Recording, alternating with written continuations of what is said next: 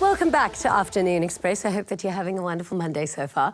Now, Dr. Cino Shearer is the chairman of the Cino Shearer Foundation, who has been a firm man, of course, and has helped so much in the goal of helping students overcome their financial challenges in terms of studying. He joins us now to chat about the importance of counselling for matric learners around this time of the year, and, of course, ways in which students can look to a brighter future. Welcome to the show. Thank you for having me. You are such an outstanding guy. Like, you do so much. There's, you know, you've studied so much, you travel so much, you do so much human rights work across the world, and of course here in South Africa doing so much for the kids. Tell me a little bit about your Cino Shearer Foundation and why you decided to start it. Well, the foundation was established in 2013 with the sole aim of assisting students who had financial difficulties. Of course, with the change came free education. And so we had to refocus the foundation to helping social ills right now. Wow. So now we're looking at all sorts of social ills that face different communities in South Africa. What we're currently focusing on is mental health. Seeing that I'm a clinical psychologist, I decided to tap into this space, looking at the spike of the suicide rate and us living in the third most stressful country in the world, has sort of like changed my mindset in terms of how we deal with mental wealth. Okay. So that's what I'm focusing on right now. I know you do mobile therapy. Yes, we do mobile counselling. Tell me a little bit about that. Mobile counselling came about because some people can't, there's a stigma attached to mental health, and some people can't get themselves to either surgery or get themselves to waiting hours for a doctor. And we've decided to bring counselling to the people. So via contacting us, we set up an appointment for you. Normally happens on Wednesdays. You send us an email, and then we call and we set up the appointment for you. And we do counselling either telephonically, or we arrange for you to come through to our studios and to do counselling there. This is such a brilliant idea, because I think, especially this time of the year, there's so much stress in children. I know. I mean, if I think back to when I finished writing my matric, and during this time when you're meant to be on holiday and enjoying yourself until you get your results in the beginning of the year, you're actually more stressed than not, because you don't know how you've done.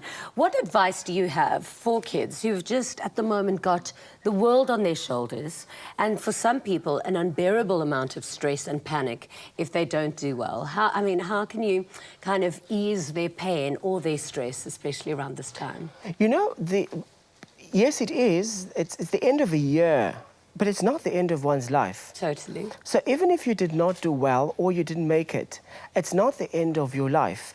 And the problem lies with us adults. We put so much pressure on the youngsters, and I really don't want to go back to being a teenager ever. I'm okay. Definitely not. And what we don't understand as adults is the fact that teenagers' brains are not fully developed until they're about 22 or 23. So we put way too much pressure on them. The year has ended. You've done your best, hopefully, and you've done what you could. But life is about second chances. And it starts in the brain. So if you can think it, that next year you can redo it and do better, then you can.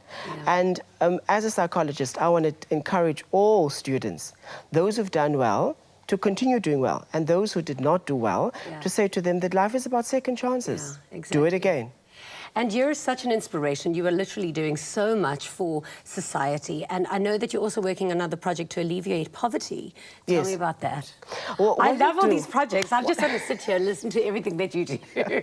What we do is we have a Christmas, the festive season. Roll out. So what I do is I call a few friends of mine together that do well in different industries.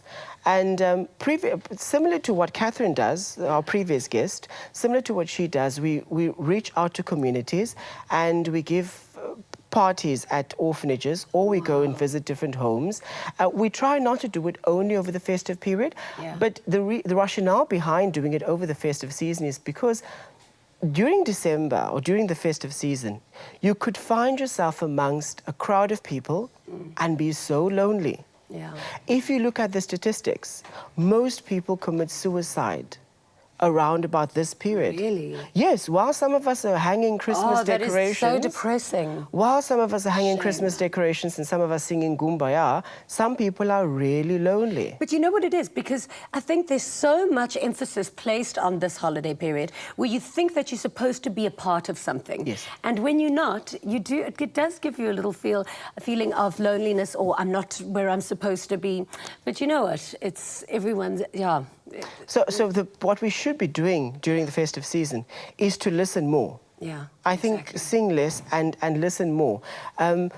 We're at a space right now in South Africa where you see all these protests that are taking place left, right and centre. And all this tells us something. What it tells us is that we need to listen as South Africans, as people, and more especially during this festive season. Listen to your kids, listen to your elders, listen more, and you'll discover more about those people, and we'll be able to curb mental illness. You're amazing. Thank you so much for all the work that you do. All the details, of course, of Dr. Cino Shearer's Foundation will be available on the Afternoon Express website.